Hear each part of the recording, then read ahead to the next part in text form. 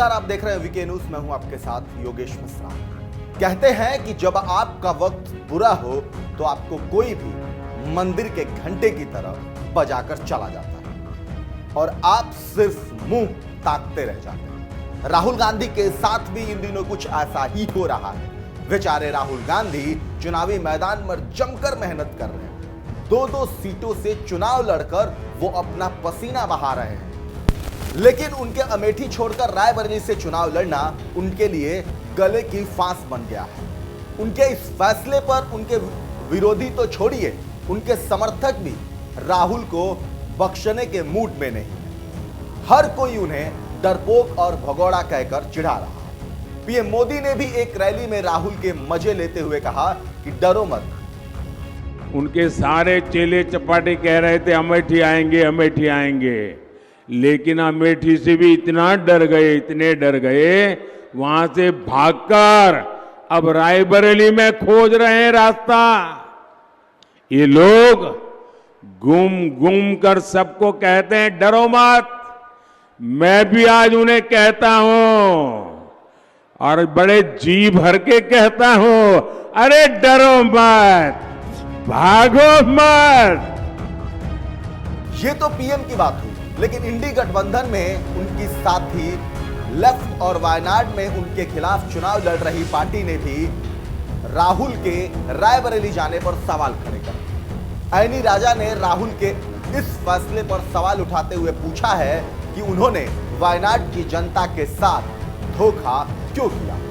ये तो देश की बात हुई, लेकिन विदेशी धरती से भी राहुल के इस फैसले पर उंगलियां उठने लगी है। दरअसल राहुल गांधी का अमेठी छोड़कर रायबरेली से चुनाव लड़ने को सियासी रणनीति बताई जा रही है। पार्टी की ओर से कहा जा रहा है कि राहुल ने ऐसा करके बीजेपी को फंसा दिया।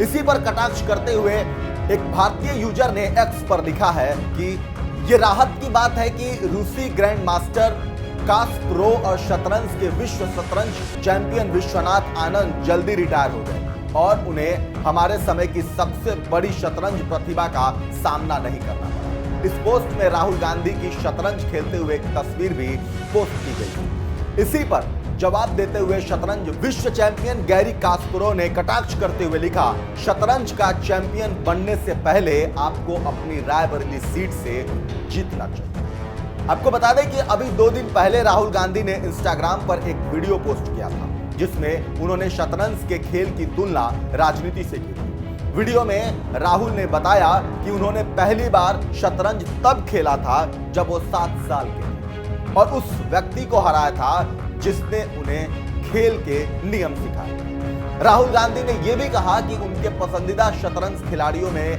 गैरी कास्परोव भी थे, जो कि अपने विरोधियों पर बहुत मनोवैज्ञानिक दबाव डालते।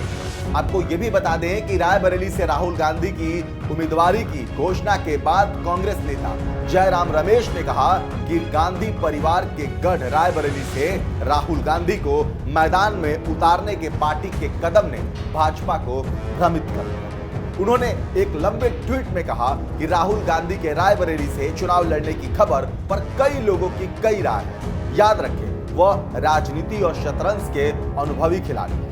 उन्होंने आगे लिखा, पार्टी नेतृत्व बहुत चर्चा के बाद और एक बड़ी रणनीति के तहत अपने फैसले लेता है। इस एक फैसले ने भाजपा, उसके समर्थकों और उसके चाटुकारों को भ्रमित कर दिया।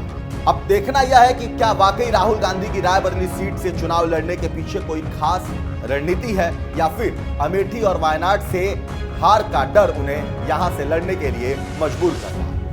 आप कमेंट बॉक्स में अपनी राय जरूर दें। वीके न्यूज, राष्ट्र के नाम।